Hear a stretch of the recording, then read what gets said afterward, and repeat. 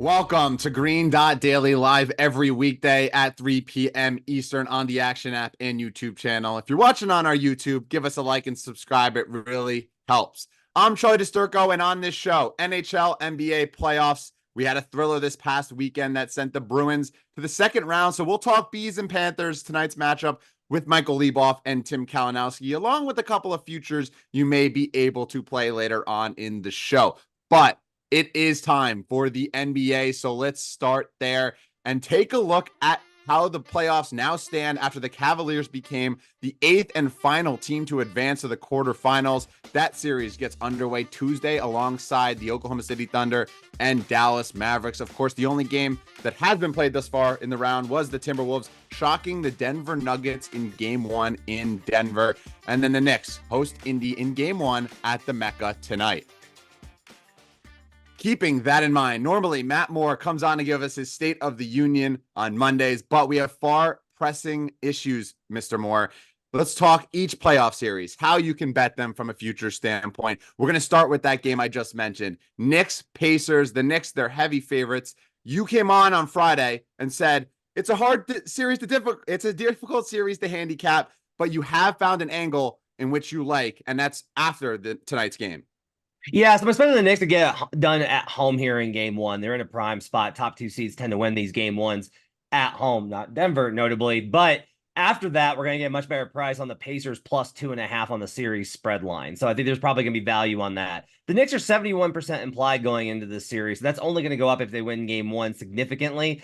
But minus 2.5 on the Knicks, if you want them to win in 5 games or less, is still only plus 155. So, wait, is this a mismatch or is it not? So you're not able to find value betting right now on the Pacers. You have to take a minus number at pretty heavy juice in order to be able to get them just to win 2 games in this series, which I do think that they're going to do. So I'm going to go ahead and wait after Game 1 and then get in on the Pacers. Knicks went 8-17 this season versus top 10 offenses. The Pacers are still second in offense in these playoffs, despite not looking impressive versus the Bucks. The numbers say otherwise. So I actually like the Pacers to hang around in this series. I think that there's too much momentum on the big market Knicks, but I'm going to wait until after Game 1 and then grab the Pacers plus 2.5 on the series spread line. Yeah, you mentioned, the difficulty that the Knicks have had against good offenses. Obviously, just 1-2 in the season series in the regular season against the Pacers. Now, does the playoffs kind of lend itself a little bit more differently because players play a little bit more uptight in the playoffs? We'll see, but that's definitely a good angle. I think the Knicks do get the job done tonight. Let's talk about the other game on the Eastern Conference side of things. That's Celtics, Cavaliers. We just saw the Cavs win in 7 against the Magic behind, Donovan Mitchell popping off, but I don't know if this is anything more than a participation trophy, maybe a banner that says, we got past the first round for the Cleveland Cavaliers. No Jared Allen, no Kristaps Porzingis. At least that's expected to start the series here. How are you handicapping this one? Yeah, I think Allen comes back later in the series, and you can probably wait until after Game 1 because I do think Boston's probably going to stomp out of the gate as well, just like the Knicks. But I do like Cavaliers plus 2.5 on the series spread here at plus 150. Not in Game 1. They're going to get cracked in Game 1. Teams coming off of Game 7s always get rolled. So you can wait and probably get this at a better price. But bear in mind, look, Boston always loses about 1 more game than they should in each round. And we've seen that consistently. Versus the Hawks, they lost 2 in the first round. Versus the Sixers, they lost 3 when they probably should have won that in 6. And then in the conference finals, they probably should have won versus the Heat, but they lost in 7 games. They probably should have won that in 7 games. So instead here, now you're facing a Cavaliers team that's outmatched. But I think what you have to kind of ask is, look, the Celtics gave one up essentially to the Miami Heat in that first round series, a Heat team without Jimmy Butler and a limited Duncan Robinson. Is this Cavaliers team worse than that team? It's not. It's worse coached, no doubt there. But they have Donovan Mitchell, who's better than any other player that was on that Heat team that they beat, including Bam Adebayo. They do have talent on this Cavaliers team, and just because they played so obnoxiously bad versus the Orlando Magic doesn't necessarily mean it's going to be the same matchup here. I think as the series goes on, Jared Allen does return from that rib injury. They might get Dean Wade back at some point. That sounds like a crazy idea. Instead of Dean Wade, it's not Dwayne Wade, but still, Dean Wade was very big for them this season, so I think that actually helps them. Cavaliers wing depth will be able to defend them pretty well. I actually think the Cavaliers are going to win 2 games in this series. You can get it right now at plus 150. You can also wait until after Game 1 and get it at a better price. Yeah, this one's definitely interesting. And when you have Donovan Mitchell on your team, you always feel like you'll get at least one with him going ballistic. And the Celtics, you mentioned, they don't make it pretty in the playoffs for some reason. They just can't get the job done easily.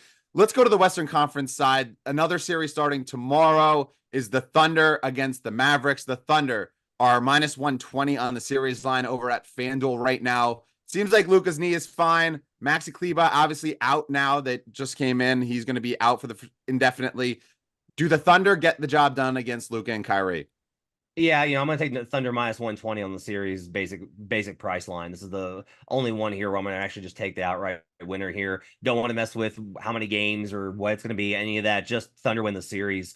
This is gonna be a shooting variant series. It really is. The Thunder are an incredible shooting team. That doesn't really fit with the profile. We don't think of them that way. They're not explosive in the way that Golden State is, but they've been the best effective field goal percentage team in the regular season. They've been dynamic in the first round as well. Is this Mavericks team better than the Pelicans? Absolutely. It's going to be a tough series, but this is going to come down a lot to who's going to make shots, and Oklahoma City has home court advantage, and they actually do have more shooters on the floor. OKC is also the second best team this season when facing top 10 defenses.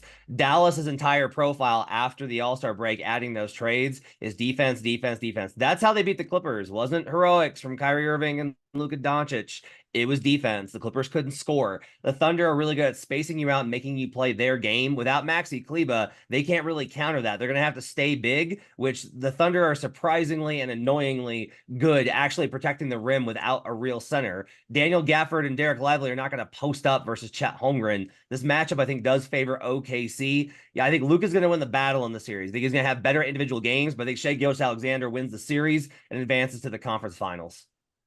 Yeah, I think I'm most excited for this series. Of the three that have to get underway, because I'm very excited for the Timberwolves Nuggets, but 4-0 against the Pelicans were the Thunder. They're young, they're fun, they're favorites despite Luka and Kyrie on the Mavs side. Feels like, maybe the public will be all over the underdog in this one. Matt Moore going the opposite direction. But of course, we can't let you go without a pick on the Denver Nuggets side of things tonight. Nuggets, Timberwolves face off game 2. Obviously shocked by Anthony Edwards' 43 in game 1. You like the Nuggets bouncing back on their home court. Yeah, I'll lay the 5.5 here with Denver. It's a must-win spot. It's the first must-win game, honestly, for Denver in 2 playoff runs with this core. You talk about game 5 versus Phoenix last year. It doesn't really, not the same deal when it's 2-2. You can still come back and win game 6 on the road. If they go down 0-2, the series is toast, and they have to know that. I assume they know that. We'll see. If not, this pick's going to be dead. Top 2 seeds at home in game 2 after a loss. Okay. 48-11 straight up, 37-21 against the spread, 14-3 straight up and against the spread since 2019, last 5 years. So this is everyone's going to say it's a classic zigzag bounce back spot. It's not really that. It's more the top 2 seeds don't go down 0-2. Teams that are this good don't go down 0-2. If you want to buy the Wolves, the buy point's going to be after this game, where I think the Nuggets do even this back up, and you'll get a little bit better of a better price. With the Minnesota already having one of the 4 wins that they need and home court, you're going to get a better price. Not much of one, but you'll get a better price after this game tonight. If you want the Nuggets on a series price, wait until after game 3. I think Denver takes game 2 comfortably. Then I think the Wolves absolutely run them over in game 3, and then Denver will all come down to game 4. If you want to get on a great buy point with the defending champs, I think Nuggets after game 3 is going to be the play. Yeah, I definitely love the Nuggets here. Just bouncing back tonight, a lot of trends, at least in their direction. I do want to put you on the spot real quick, because on Friday, I asked Raybon about Paul George laddering his rebounds, maybe getting a double-double. He got that. Today, I want to ask you about Jamal Murray, because I know the Action Network crew in general is obsessed with Jamal Murray leading the series in assists. Obviously, he had just 4, and Jokic had 9 in that game 1. Is this an opportunity where, I like the ladder stuff. I'm a little bit of a sucker in that regard. I like Jamal Murray's over assists. It kind of goes hand in hand with the Nuggets winning tonight. Am I, out of this world for trying to ladder it up to 10? I think the problem is that he is not healthy, and his comments on Sunday at practice were not exactly like, no, yeah, I'm good, I feel a lot better. He said things like, this is going to be something I have to deal with. He's still going to play, but even if you're looking at it from an assist and not scoring standpoint, he still has to be able to get separation versus big long defenders in order to make those passes, and the Wolves are so good at disrupting those. So I think it's got a lot of danger to it. Hey, look, typically I think Brandon Anderson's extremely sharp on these type of things. He loves this angle, but I'm nervous about where Murray's at. I don't honestly know what kind of role he's going to have given how bad his calf strain is right now. Yeah, well, this is why you're the expert, and I'm just here in the host chair. Matt Moore, best of luck on the Nuggets game tonight. Best of luck on your series prices the rest of the way. We'll talk to you again soon. Thanks, Charlie. Sticking on the hardwood, and here's a look at our Action Pro projections on where the value lies on 3-point props for Monday night. Despite a revenge game opportunity for Obi Toppin, he holds our biggest edge on his under 1.5 3-point made prop. TJ McConnell and Justin Holiday's unders also carry at least an 8% edge in the game as well. And speaking of 3-point props, you say that phrase enough times and he appears. Gilles Gallant joins me now on the Action Network Green Dot Daily. Gilles, it's 3 p.m. somewhere, but honestly, it's not here today because you're taking a bunch of unders following similar to our Action Pro projections. We're going to start in this Knicks Pacers game. Knicks 5.5-point favorites, an over under of 217.5. Who do you like to fade in this matchup? Yeah, I mean, usually it's 3 p.m. somewhere. For this game, for Knicks Pacers, I'm saying it's 3 p.m. somewhere else because I'm going to be taking an under on both Jalen Brunson and Tyrese Halliburton. So here's what we're going to do. I'm going to take under 2.5 3-pointers on Jalen Brunson. So Brunson, he did clear this in 3 of the 6 games in the first round against the Sixers, but playing at home, he only actually ended up clearing this in 1 of the 3 games at Madison Square Garden. And one of those games, it was actually in overtime, and he hit the 3rd 3-pointer to go over. I don't think that's going to happen again, especially because when you look at the full slate of the round 1 games against the Sixers, he only shot 30% from 3-point. And Brunson can get his points in other ways. And you saw that because with even as much heavy usage as he had, Charlie, less than 25% of his total shots in the first round were from the 3-point range. And the Pacers are actually a matchup that lends into that because they allowed the fewest 3-pointers allowed in the NBA during the regular season. And Brunson, as I mentioned, like he could score in the mid-range. I mean, you saw his free throw attempts go up from 6.5 during the regular season up to 10. And he's not as really reliant on the 3-point shot like somebody like Dante DiVincenzo or even like Miles McBride. Also, random trend for this one, Charlie, about Brunson. So Brunson has played in 7 game 1s in his career. He is shooting in those games 3 for 27 from 3-point in those games. He's never cleared more than 2 3-pointers in a game in game 1. So again, I wouldn't make that bet just based on that trend, but once you start looking at all the data and then you see that, it's really hard to overlook. So Jalen Brunson under 2.5 3-pointers around plus 120 is my first bet. Yeah, it's really interesting with Brunson, and you mentioned the game 1 woes. I think game 2, I bet, is over against Philly, and he still struggled in that one, and then he started going ballistic. Obviously, it's scary to bet overs on the guys that are going to have the ball in their hand basically every single possession. And you're actually doing that again, but this time on the Pacers side of things with Tyrese Halliburton. Yeah. And I think the market agrees with me because when I bet this last night and logged it on the Action app, it was at plus 140. It's all the way down now to around even odds. I'm taking Tyrese Halliburton under 2.5 3-pointers. So same thing like Brunson, shot 29% from 3-point in the first round, had a couple of good games versus the Bucks, but really the elephant in the room is Halliburton just hasn't been shooting well for months. If you look since the All-Star break going into the first round, he only averaged just over 2 3-point makes per game. And this is a way tougher matchup on the defensive side. Knicks were top 5 defense this year, especially in opponent points per game. They're going to adjust. They're going to make the adjustments that the Bucks didn't do, especially the Bucks doing that drop coverage, just daring Halliburton to shoot, which was just a terrible idea. Like they're going to limit the possessions. They're going to make Halliburton get off the ball or funnel to the baskets to try to challenge against Hartenstein or Mitch Robinson. So at plus money, I'm going to pair Tyrese Halliburton with Jalen Brunson to both go under 2.5 3-pointers.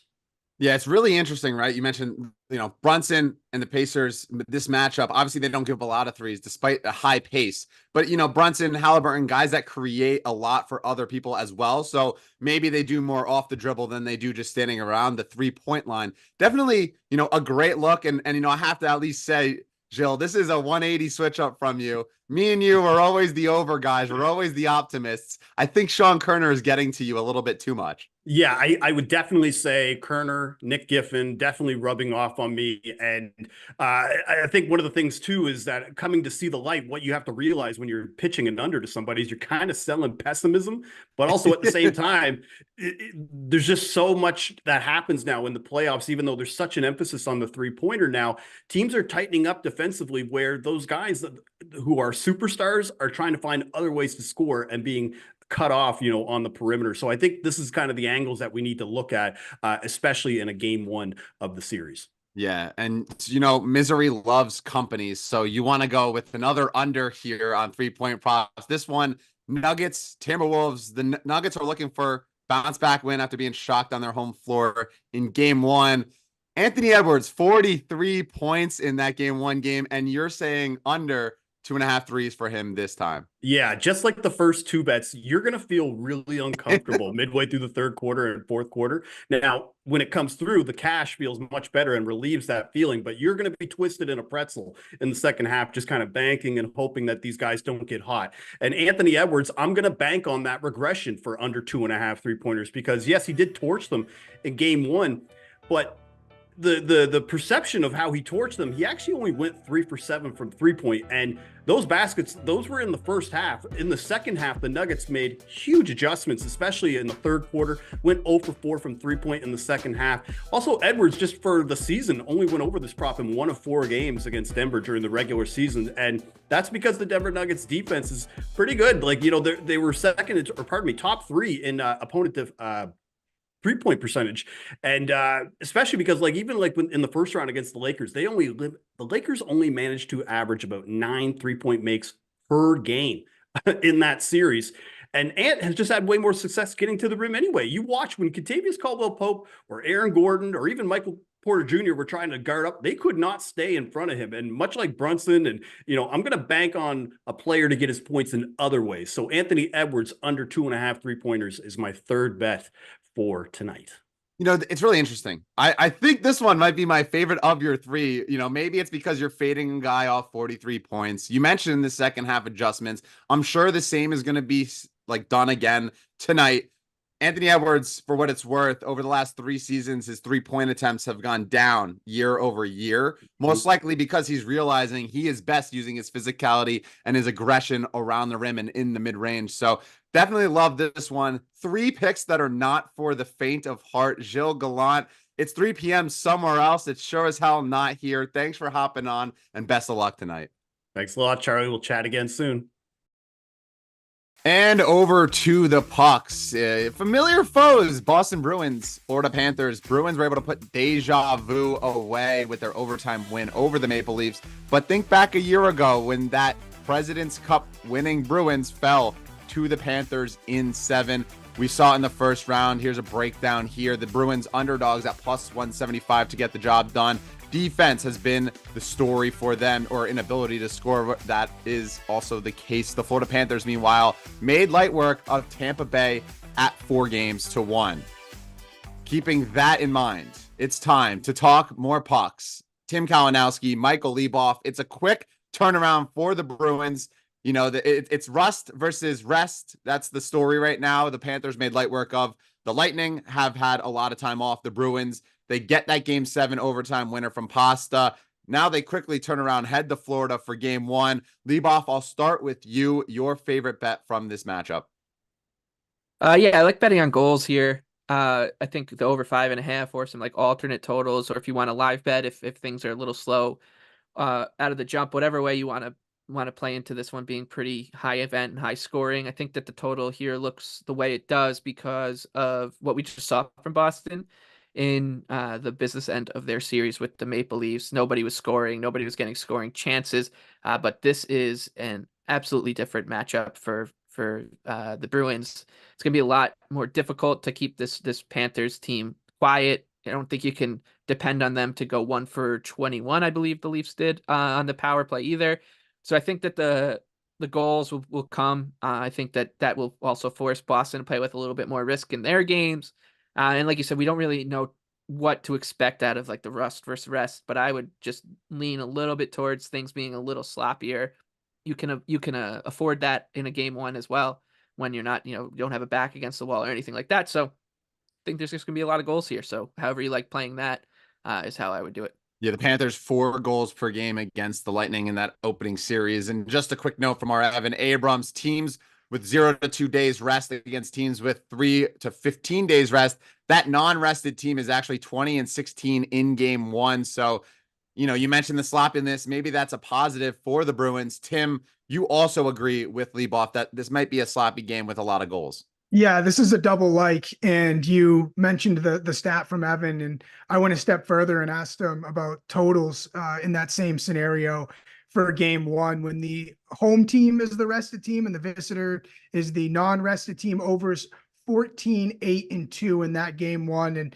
Leboff pretty much nailed it. I would also add in that the over was 5 and 2 in the series last year with the Bruins and the Panthers. And I know you can't draw a ton of similarities year to year, things change, but again, I think we're seeing this number at 5.5 almost because what we've seen just recently in the playoffs. And I think that was a product of those really strong trends of game sixes and game sevens going under. So I think maybe a little sleep at the wheel here to start.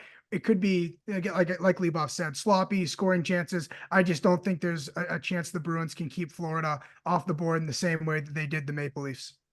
Yeah, you would think some negative regression coming based on just the power play success, or I guess lack thereof, the Maple Leafs had, and then you get an offense like the Florida Panthers. Leboff, I'm also going to ask you real quick because we can't just get like a -110 bet against you for you. We got to get something with a lot of plus money, a future too. You like a leading goal scorer from this series. Tell us why. Yeah, I like Carter Verhaeghe. He was the Panthers' leading scorer against the Lightning with 5. Him and Steven Stamkos tied in that series. So it's a dead heat if you bet that. But with the way that these two teams are set up, the betting value is always going to get sucked up at the top of the board by a couple prolific scorers in David Pastrnak and Sam Reinhart. So that means that Verhaeghe, despite the fact that he just scored 5 in 5 games against the Lightning, we'll fly under the radar a little bit. I know Tim on Line Change talked about Matthew Tkachuk. He's basically the same price as Verhaeghe. I think that that's a fine bet too. I just want to go with Verhaeghe. I think that he'll get a little bit of a better matchup. He kind of has a way of flying under the radar a bit, whereas teams will game plan and try to get the best matchup possible against Matt Tkachuk and shut him down. So I like Verhaeghe plus 750. I think it's a pretty good price on a guy who's a proven playoff performer, and he just did it a week ago. Yeah, I mean, it's also okay, Leboff. You could say he was the one that netted the overtime winner against the Bruins last year in that comeback.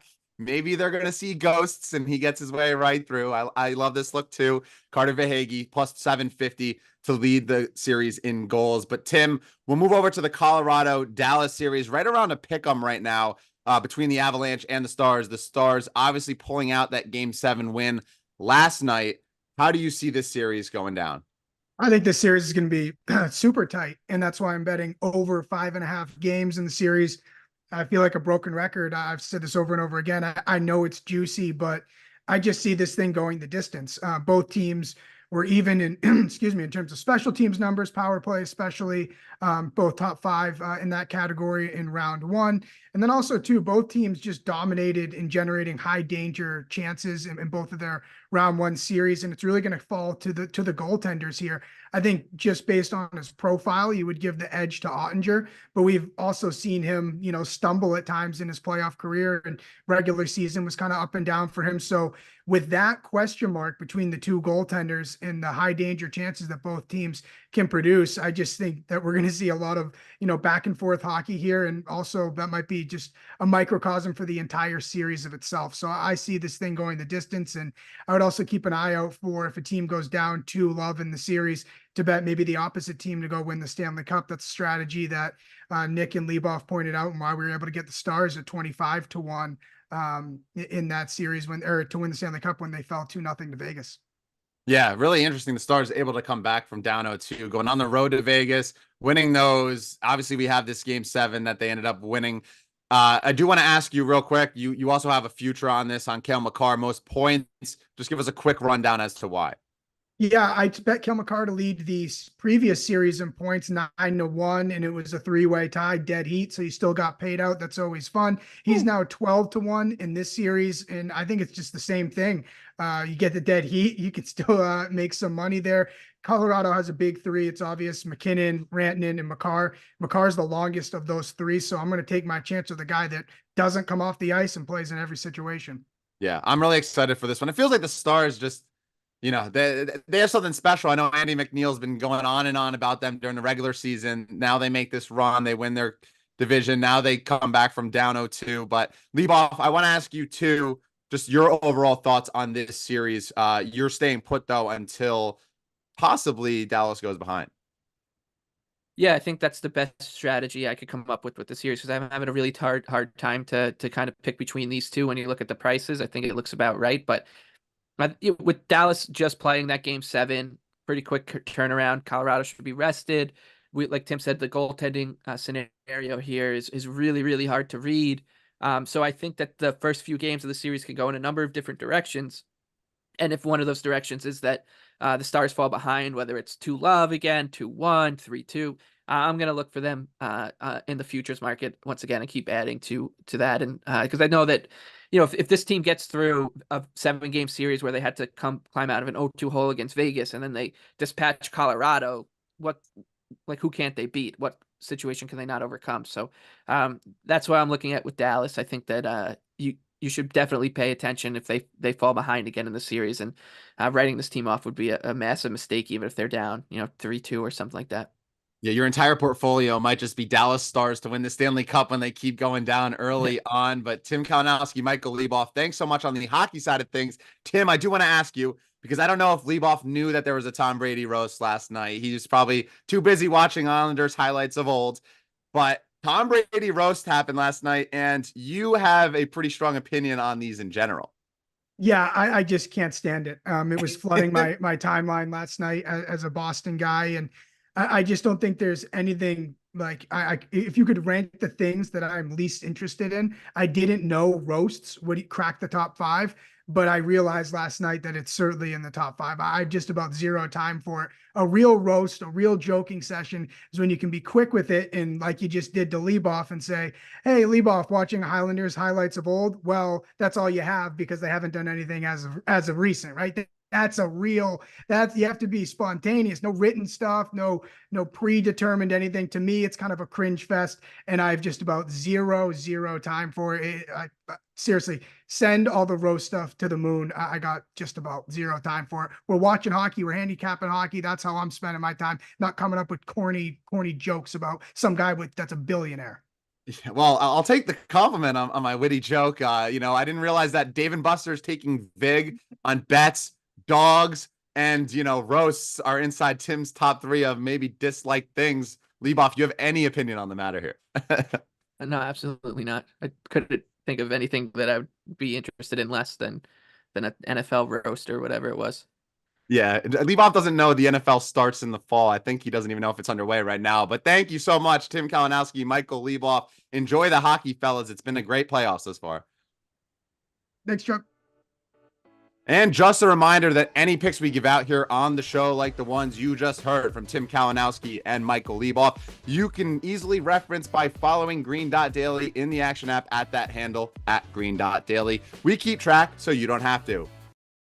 That's going to be all for Green Dot Daily. I'm Charlie DiSturco. Thank you so much for hanging with me. We'll be back here tomorrow, 3 p.m. Eastern, Action App, YouTube channel. A reminder, programming note, coming up shortly, 5 p.m. Eastern, we have Action Island for Game 2 of the Timberwolves and Nuggets. Can Jokic even up the series? That much and more at 5 p.m. Eastern. We'll see you then.